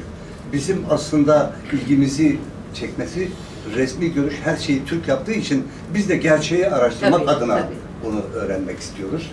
Bu anlamda da çok Murat Çıvan başta o araştırmaları var. Ancak sizin de o cesur çıkışınız, ayrı olmanız biraz da öyle. Yani sürüsünden ayrı uçan bir kuş olarak bunları cesaretle söylemeniz bizde çok saygınlık uyandırdı. Bu vicdani açıdan da çok önemli. Bu anlamda çok değerlisiniz. Onu söyleyelim. Tabii bizim her şeyi Kürt yapma diye bir derdimiz yok. Biz Kürdoloji çalıştığımız için Kürtleri bilelim. Evet. Aydınoğulları Beyliği örneğin. Bedirhan Bey'in büyük oğlu Necip Paşa mutasarrıf olarak Aydın'a mutasarrıf olarak tayin ediliyor ve o bölgenin mutasarrıfı Necip Paşa'dır. Necip Paşa'nın kızı Sariye Hanım Tire'de Ali Galip Paşa ile evli. Ali Galip Paşa kimdir? Bir Rum'dur. Necip Paşa'nın kızı Sariye Hanım Rum kökenli Ali Galip Paşa ile evlenir.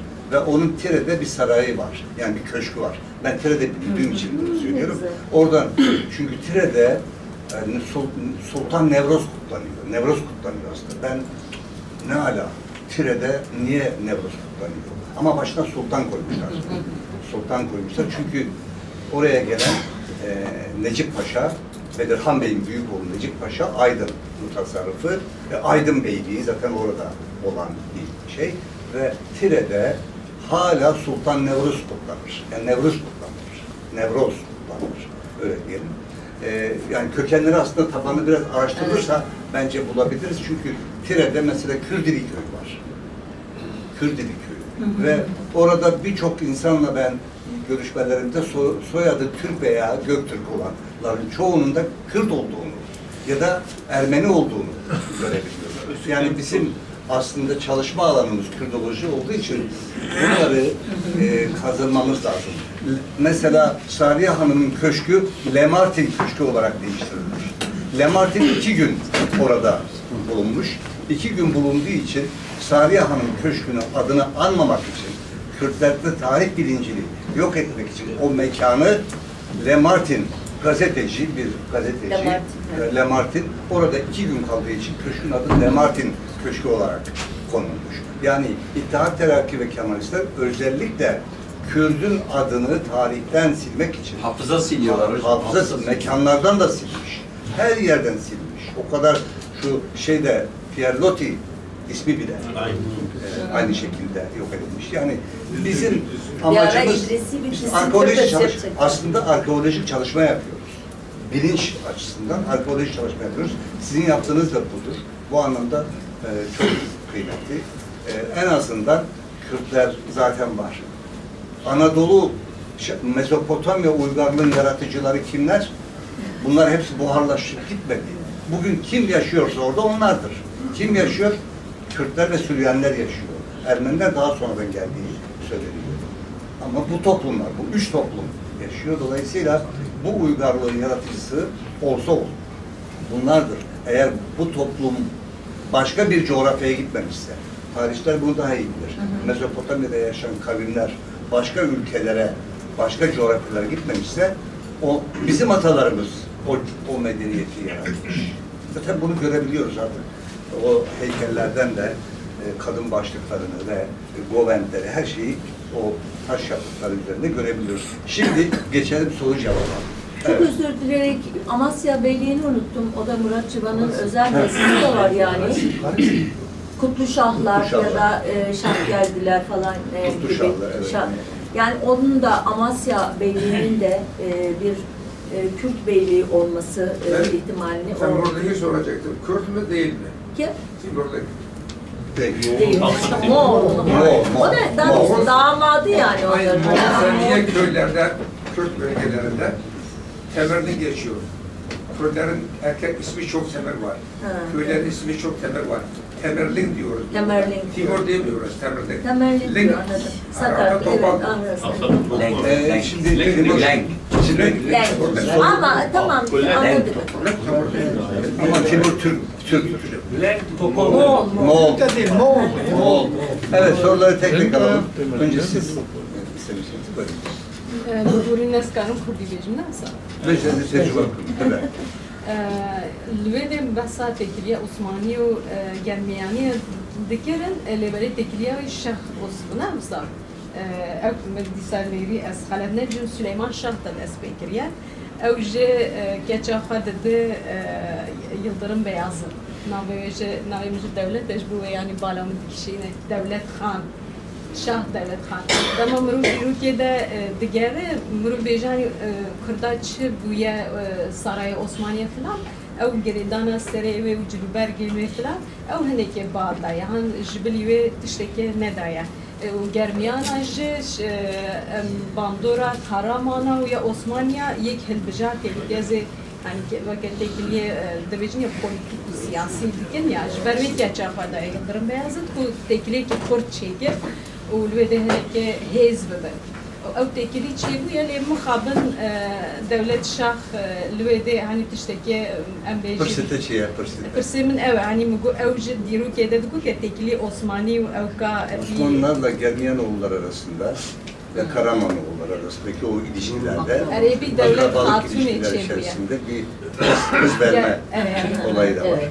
Bu Evet. bunu anlatıyor. Kızı devlet hatunu, Devlet evet, hatunu. devlet hatunu Evet. 1. Murat'ın oğlu Bayezid'e veriyor, evet. Evet. Görkemli bir de düğün yapıyorlar, tören Yani hele yapıyorlar ki falan. banda çanda Kürdi. diru ki ya Kürdi sergereden falan be var. O da dayan- mesaj evet. veriyor. Evet. Evet. Buyurun hocam. Ama tabii yani kız vermek, yani tabiyet ilişkisi açısından biliyorsunuz bir hiyerarşiyi de anlatıyor. Yani sen onun kızını almıyorsun, o kız vermek. Bu Yani Anadolu evet, evet. şeyinde Yani- böyle bir anlam vardır. İşte bunlar hep Osmanlı'nın hak etmediği bir şeyi vardır yani itibar. Ama bu da neden biliyor musunuz? Osmanlı neden Osmanlı beyliği bunların arasından sıyrıldı diye bu önemli bir tezdir biliyorsunuz yani tartışılır. Benim kanaatimce Bizans'ın hemen kapısına dayandığı için yani büyük bir düşmanla mücadele etmeyi göze aldığı için yani yendiği güç büyük olduğu için o bir kutlu bir haleyle şey yapılıyor. Yani siz kime meydan okursanız meydan okuduğun senin devletin başıysa senin itibarın farklı olur. Sen git bekçiye veya bilmem kaymakama meydan okuyorsan senin itibarın farklı olur. Osmanlı beyliği Bizans devletine meydan okuyor ve onun burnunun dibine kadar gidiyor yani. Kız alıyor, tekfur bilmem nesiyle evleniyor, arkadan dolanıyor, Çimpe Kalesi'nde işte Rumeli'den sarıyor falan. Bunlar ona ayrıksı bir yer kazandırıyor. Yoksa soy bilmem ne bakımından şeyi yok yani söyleyiverin. Mesela Şikari'nin o şeyle ilgili Osman Bey'le ilgili bir şeyi vardır. Diyor ki Aşık Paşazade falan da söylüyorum da diyor ki Osman Keyhüsrev bin Keykubat Alaaddin'in çoban başısıydı. Yani herhangi bir ünvan bir şey, asalet bir şey yok.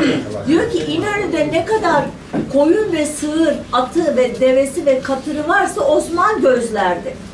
Karamanoğlu Mehmet Bey Alaaddin'i kaçırıp cümle mülkünü aldığı vakit Osman gelip doğruluk yani ona biat etti.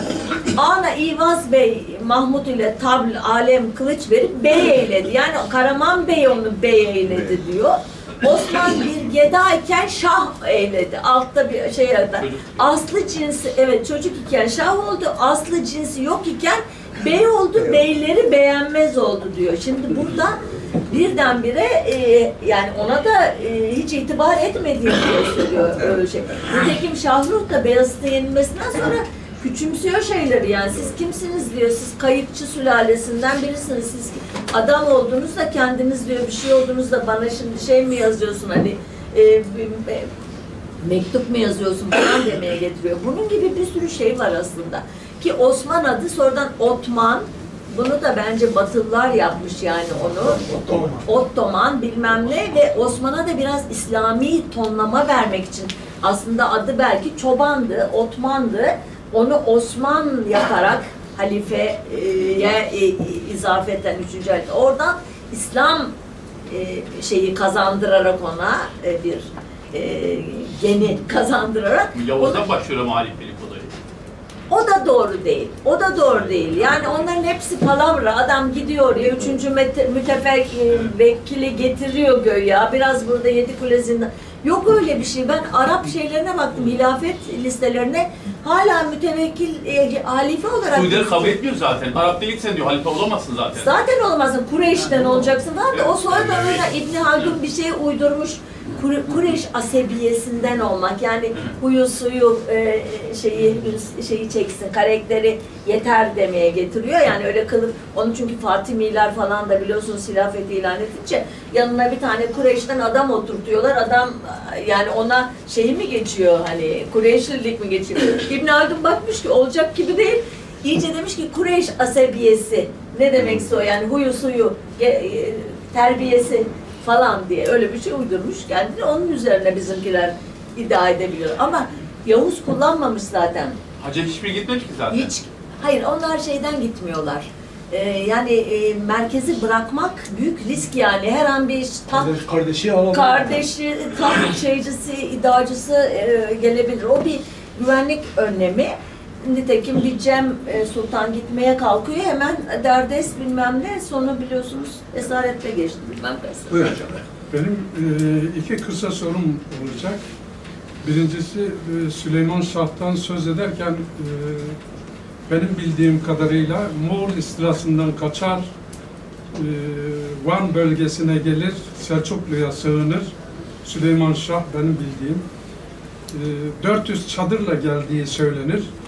Yani toplasanız 400 çadırda kendim akıl yürütmem. Her çadırda 10 kişi kalsa 4000 kişi eder topu. Şimdi daha sonra işte Selahaddin bunları Haçlı'ya karşı dayanışmaya çağırıyor. Suriye'ye giderken Fırat'tan geçerken Fırat'ta boğuluyor. Bugünkü Süleyman Şah Türbesi oradan kalmadır diye biliyorum. Sonra oğlu Ertuğrul tekrar dönünce Ankara civarına gönderiliyor. Oradan Bizans sınırına siz söyleyin Bilecik'e gönderiliyor. Sınır muhafızları olarak oluyorlar. Söylemek istediğim şu, Minurski'ye sormuşlar, Kürtleri bu kadar ömrünü verdin, anlattın. Kürtler bir cümlede anlatırsan ne dersin bize? Demiş ki Kürtler kendilerinden başka herkese askerlik yapan bir millettir. Şimdi bu bana biraz da doğru geliyor çünkü bu kadar beylik kurdular, bu kadar ne yaptılar? Evet. Ama iz bırakan bir şey bırakmadılar diye düşünüyorum. Bu bilgiler doğru mu? İkincisi de Kürtler genellikle... Daha birinci kısa soru bu, ikinci kısa yani evet bu bence çok kısa cevaplanabilecek o kadar bir şey. değil. İki Süleyman Şah farklı bence, uzun bir konu. Şimdi işte onu Öyle vermek konu istiyorum. kısa değil. Ummu, benim bahsettiğim Ummu.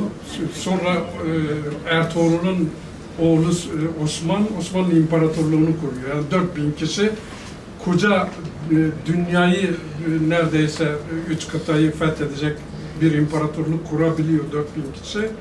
Ama Anadolu'nun yerleşik kavimlerinden, en kadim kavimlerinden biri olan Kürtler bir varlık gösterememiş.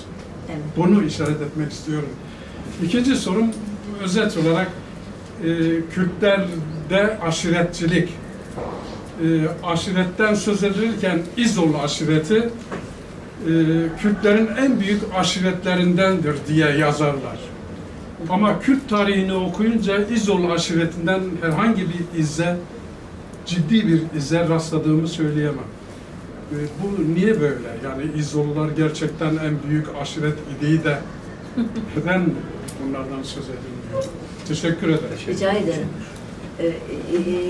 Yani birinci sorunuz hakikaten çok karışık bir soru. Hangi Süleyman Şah bu yani Malazgirt Moğollardan kaçmış gelmiş. Savaşı, Alparslan'ın ölümünden sonra gelen bir Kutalmışoğlu Süleyman var. O mu o kişi, o türbede yatan? Resmi tarihçiler bunun Selçuklu Sultanı'nın kurucusu olan kişi olduğunu iddia ediyorlar. Fakat adına okunmuş ne bir hutbe, ne darp edilmiş para, ne bir yazı, hiçbir şey yok. Yani böyle bir şahsiyetin yaşadığı gayet şüpheli yani, tam anlamıyla uydurma bir hikaye bu aslında. Bunu yani notlarıma bakarak söylüyorum çünkü hani böyle o kadar eskiye dair bilgilerini tazelememiştim. Ki Anna Komnena vardır, tarihçi, Bizans 1. Alexios'un kızı Anna Komnena ilk kadın tarihçi sayılabilir dünya tarihinde. Babasının dönemini anlatır, o Haçlı seferlerini falan filan ondan öğreniriz. O mesela bir tane İznik emiri, İznik Sultan diye bir Süleyman'dan söz ediyor. Bar Habreus da o Ebul Faraç da bahsediyor. O da diyor bir Kutalmışoğlu Süleyman Bey var diyor. Fakat bu Süleyman ister bu emir olsun, ister şah, ister sultan, her neyse kurucu falan filan olsun. Bu kişinin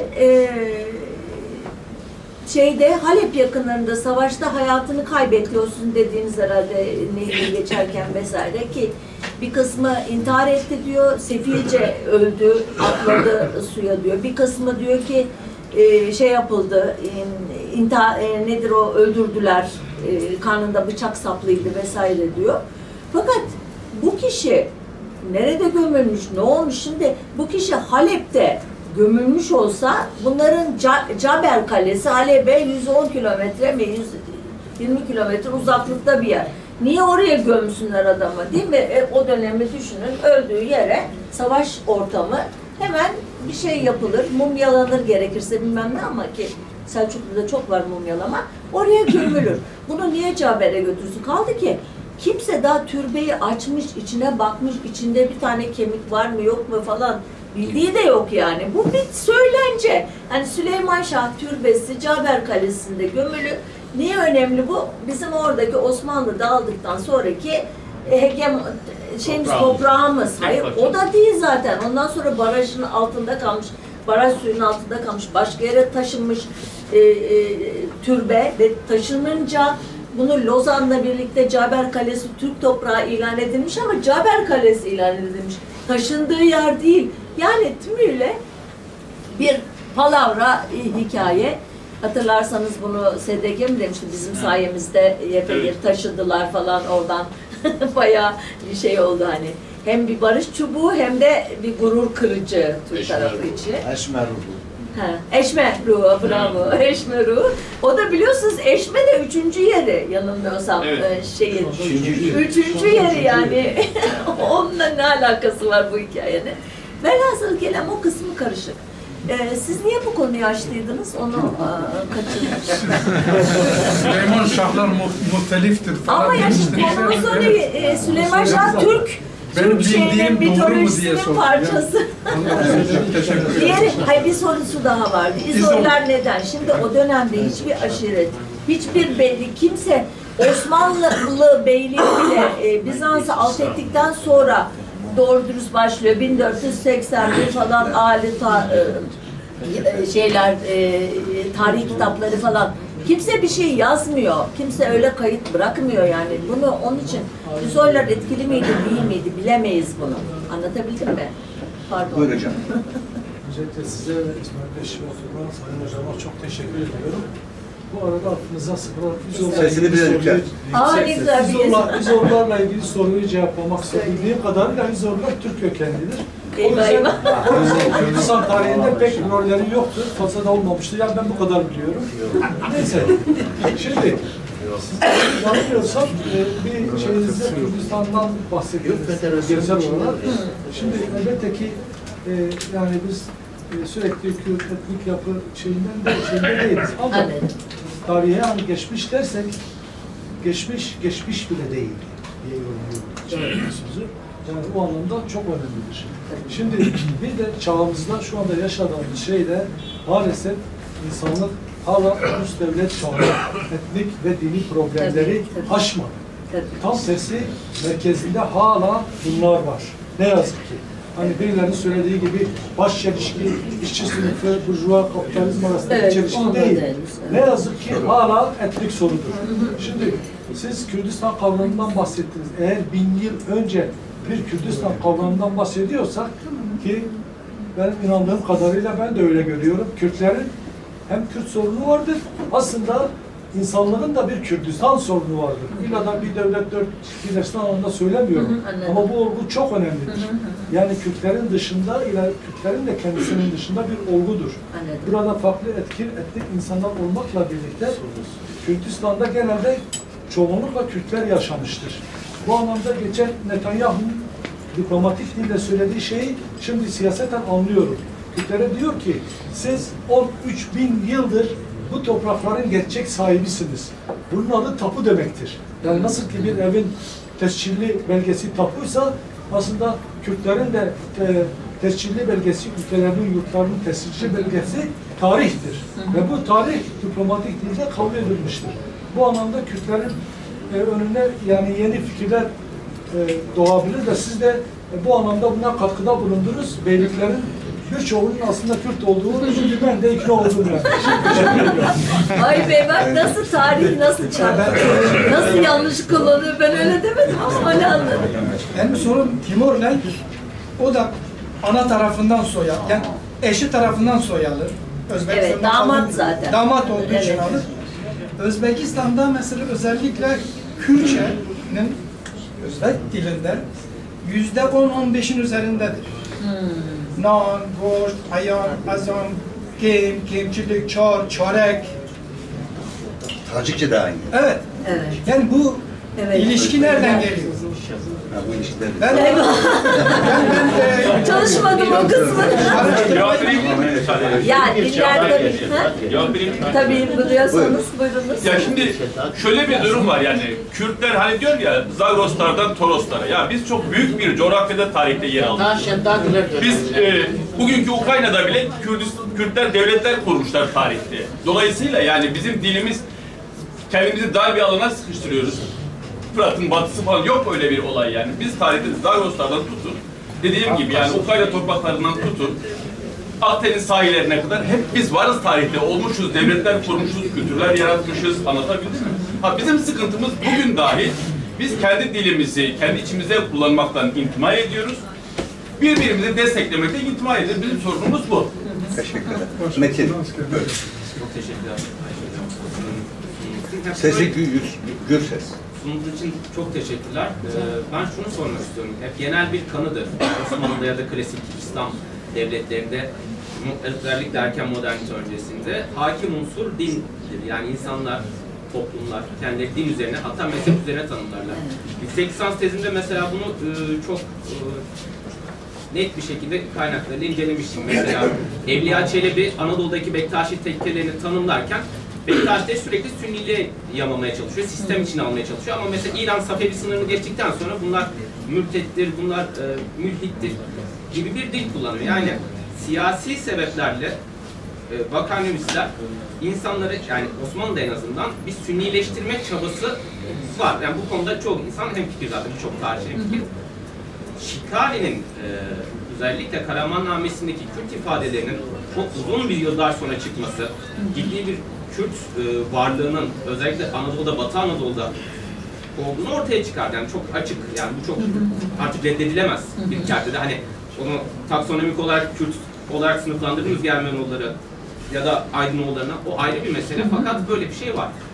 Şöyle düşünülebilir mi acaba? Sadece din ve mezhep illiyetlerinden öte, mesela Osmanlı 2. Murat döneminde kayı boyuna siyasi sahiplerle bir arka plan, bir background yaratmak için başvurdu. Ama hep en azından modernist milliyetçi bakış açısında şöyle vardı. İşte endüstriyelleşmenin, işte gazete kültürünün, bir hayali toplumun üründür milliyetçilik.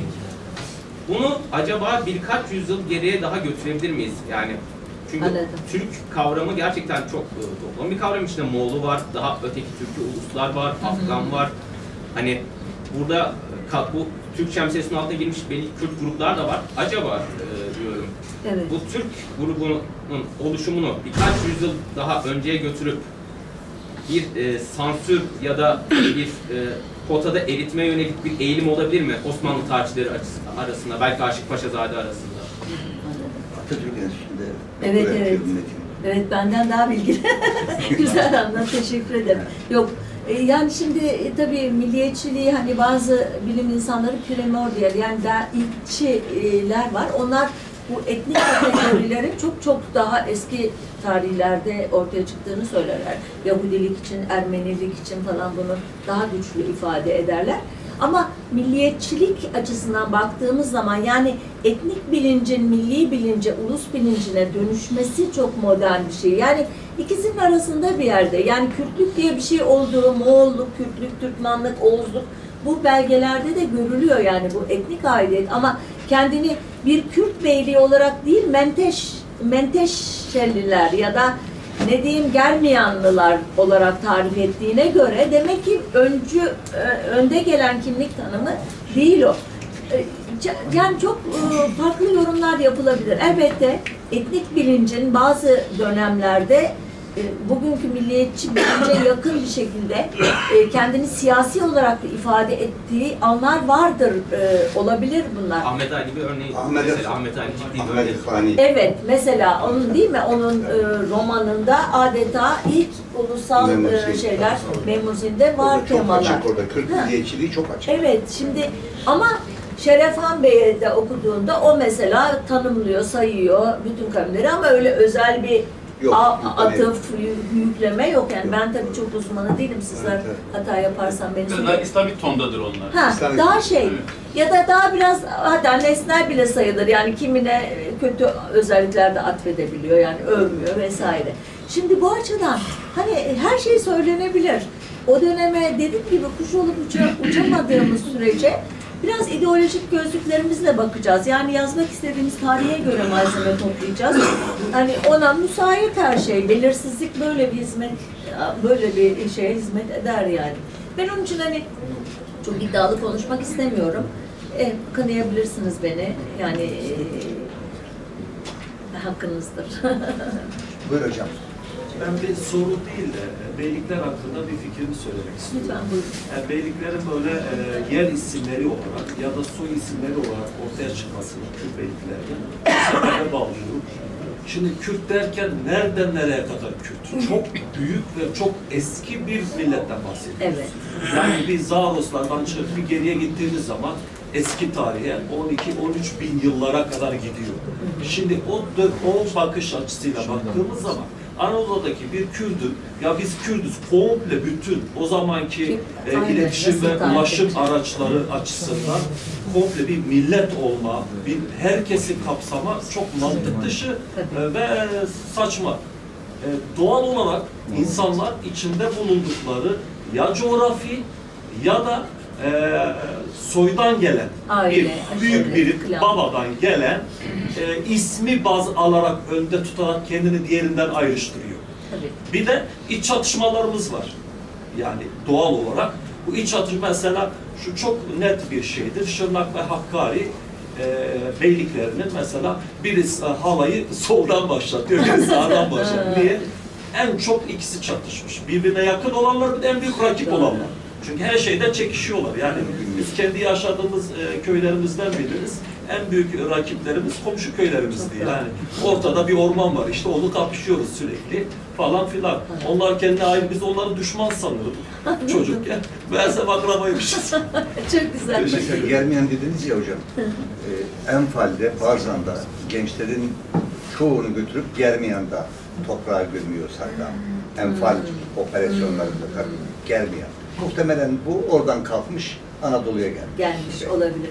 Bu en yakının en düşman Gerden de olması. gelmez mi? Gel. Germiyan. Tek başına olmaz. Gel.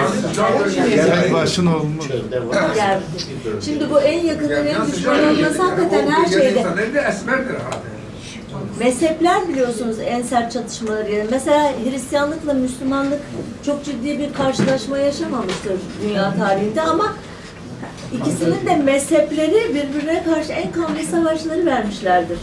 Yani Ortodokslukla Katoliklik, işte Protestanlık veya Şiilik, Sünnilik. meselesinde aynı şey arkadaşımızın sorusuna da o gitti mi? Akademik arkadaşımız gitti. Soruyu sorduk. Neyse. Onun da hani bu diyor ya Evliya Çelebi belli bir yere kadar övüyor ve içerici ama belli bir o tam şeyle Safevi Osmanlı gerilimiyle ilgili. Yani Safeviler Sünni olsaydı asbelkader emin olun Osmanlı belli Şii olurdu. Yani çünkü iktidar mücadelesinde sağlam payandalara ihtiyacım var. Meşruiyetini alacağın. Bu da din dediği gibi arkadaşımızın. Din aynıysa mezhep yani. Onun için hani bunları böyle değişmez kimlikler olarak da görmemek lazım. Yani o Yavuz Sultan Selim'in o seferleri yaptığı dönemde Anadolu kimsenin malı değil. Yani bizde tarih algısı da şöyledir ya, Yavuz Sultan Osmanlı padişahı demek ki Anadolu'nun hepsine hakimdi. Hayır, adam 1514'te mi Çaldıran vesaire ondan sonra Adana'ya gidecek, Kahire'ye falan gidecek. Daha o sıralarda yol üstü oralar. Adana'ya kadar geliyor. Adana'ya kadar geliyor. Sonra Kanuni döneminde ikiz Irak'ın seferleriyle birlikte bölge biraz kontrol altına alıyor. Birisi mitesiyle falan yani anlaşıp da geliyor. O sırada orası halkın, Kızılbaşların, evet. işte Rafizilerin, Ermenilerin vatanı yani. Buyurun Beyefendi. Buyurun. Tabu kabul edilen kimi kavramlara cesaretle gidiyorsunuz. Bir konu var. En büyük milliyetçi kimdir diye soracak olsak hangi millettir deseniz. Milliyetçilikte İslamiyet üzerinden dünyanın büyük bir bölümünü işgal eden Arap milliyetçiliği için ne düşünürsünüz? Ki İslam Arap milliyetçiliğine hizmet eden bir kültürdür. Nitekim iyi İslam olabilmek için Arapça dua okumak lazım. Arapça ezan dinlemek lazım. Araplar gibi giyinip kuşanmak lazım. Arap diline saygı duymak lazım. Arap alfabesine saygı duymak lazım. Tabii bu temel ilkeye Türkler de teşne oldu. Onlar da Türk-İslam sentezini ortaya attılar. İslam olan Anadolu coğrafyasını İslam'ı kullanarak Türkleştirmek istedi. Yani Arap milleti diyelim Arabistan coğrafyasında daha sonra Orta Asya'ya kadar ve Fas Tunus'a kadar büyük bir coğrafyayı hatta Asya kıtasının Endonezya'ya kadar yayılan bu vardı, Kazakistan Cumhurbaşkanı Nazarbayev. Evet. O biz İslam olunca Araplaştık. İran Araplaştı. Türkler Araplaştı. Kürtler Araplaştı. Yani işte Pakistan, Afganistan vesaire. Bütün İslam'ı kabul eden halklar aynı zamanda Arap olmayı kabul ediyor. Yani bir halkın hangi ırktan, hangi milletten olup olmaması onun yaşam tarzıyla ancak izah edilir. Siz eğer Arap gibi düşünebiliyorsanız, Arap gibi yiyip içebiliyorsanız, mesela Adıyaman'da 5000 yıldan beri, belki 3000 yıldan beri kaşık kullanılır. Ama elle yemek kullanılmaz. Ama Adıyaman'ın mütedeyyin Müslümanı elle yemek yemenin sevap olduğunu düşünür. Nedir? Araplar elle yemek yerler. Yani siz eğer Arap gibi düşünebiliyorsanız, Arap gibi yaşayabiliyorsanız, giyinebiliyorsanız, Arap'ın hangi yazısını yerden alıp öpüyorsanız siz zaten sorunuzu ve cevabınızı verdiniz bence. Buydu. Anladım. Cevap da bu. Cevap da bu. Bu soruyu belki çok uzun bir makalede veya bir kitapta Sizin o cesur Estağfurullah. atılımınızla evet. Ben de erkek beni gazlıyor. Ben Buyurun hocam. emekliliğime geldim. Bunlar genç arkadaşlar. Buyurun hocam. Biraz da bu taraftan şey yaparsan. Son... Evet, burada evet. Seni görmedik. Benim, Tamam.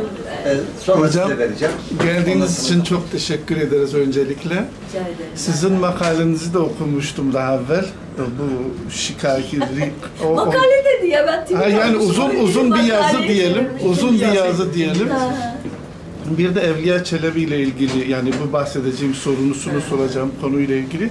Mesela orada diyor ki Türkmenler şu anda Türk etnisitesiyle bağları kurulan bu kesimin aslında Kürtlerin bir kolu da olabileceği. Çünkü Türkmen değil de Türkman. Evet. Ya da Kürtlerin ya da daha doğrusu o Mirza dönemdeki Bey, toplumun Hacı Musa.